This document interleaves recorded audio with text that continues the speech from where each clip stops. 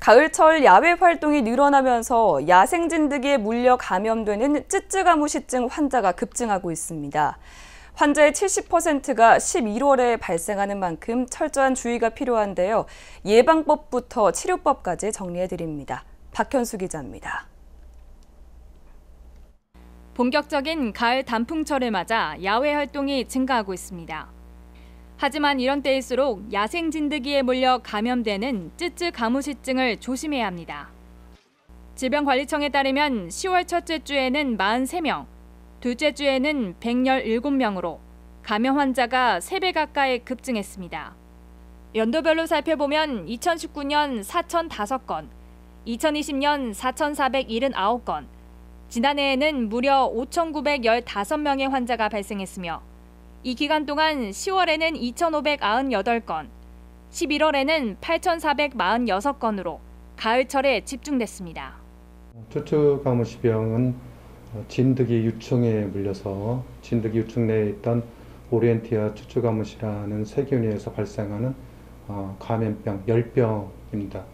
대부분 우리나라에서는 매년 발생하고 특히 이제 10월 중순경서부터 환자들이 발생해서 11월에 많아지고 12월 초까지 환자들이 발생하고 있습니다. 쯔쯔가무시증은 진드기를 매개로 한 감염병 가운데 환자가 가장 많이 발생하는 제3급 법정 감염병입니다. 매개 털 진드기의 유충 개체 수가 증가하며 왕성히 활동하는 9월과 11월 사이 집중적으로 발생하고 있습니다. 야생 진드기가 사람 피부에 붙어 피를 빨아먹는데 유충에 물리게 되면 1주에서 3주 잠복기 이내 고열과 오한, 근육통 등의 증상이 나타나며 물린 부위에 검은 딱지가 생기는 것이 특징입니다. 진드기에 물리고 나서 한 일주일 정도 있으면 고열이 발생하게 되는데 그러면서 두통, 근육통이 같이 발생하고 특징적으로 그 물린 자리에 한 0.5 내지 1cm 정도의 검은 딱지가 생기게 됩니다. 이 딱지는 주로 우리 몸에 습기가 많은 부위, 접힌 부위, 사타구니, 겨드랑이 이런데 또 머리카락 사이에도 생길 수가 있습니다. 그 외에도 대부분 이제 전신에 피부 발진이 드문드문 붉은 피부 발진이 같이 발생하기도 합니다. 쯔쯔가무시증은 감염 초기 항생제 치료를 하면 완치될 수 있습니다. 하지만 초기 치료를 받지 못한다면 발열과 함께 뇌수막염, 난청 등의 합병증까지 생길 수 있고 심한 경우 사망에 이르게 됩니다. 쯔쯔가무시병은 치료는 아주 잘 됩니다.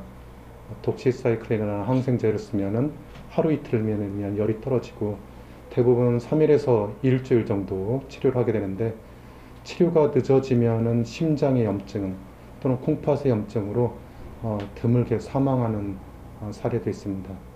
이거는 워낙이 그 진드기 유충에 물려서 감염되는 병이기 때문에 실제로 사람과 사람 사이에 전염되지는 않습니다. 예방하기 위해서는 농작 없이 진드기에 노출되지 않도록 긴 소매 옷과 장갑 등을 착용해야 하며 기피제를 사용하는 것이 좋습니다. 단풍놀이나 산행을 할 경우 풀밭 위에 옷을 벗어두거나 눕지 않아야 하며 야생 동물과의 접촉은 피해야 합니다. 백신이 개발되지 않았기 때문에 결국은 이 진드기 유충에 물리지 않는 방법밖에 없는 것 같습니다. 그래서 야외 활동을 할 때 피부 노출을 조금 삼가도록 하고 가급적이면 줄이고 또는 그 곤충 기피제, 진드기 기피제 같은 것들을 뿌릴 수 있는데 뿌리면은 좀 도움을 받을 수 있습니다. 치료에도 골든타임이 있습니다. 신속한 진단과 조기 치료가 중요한 만큼 의심 증상이 나타난다면 즉시 병원 진료를 받아야 합니다. CNB 뉴스 박현수입니다.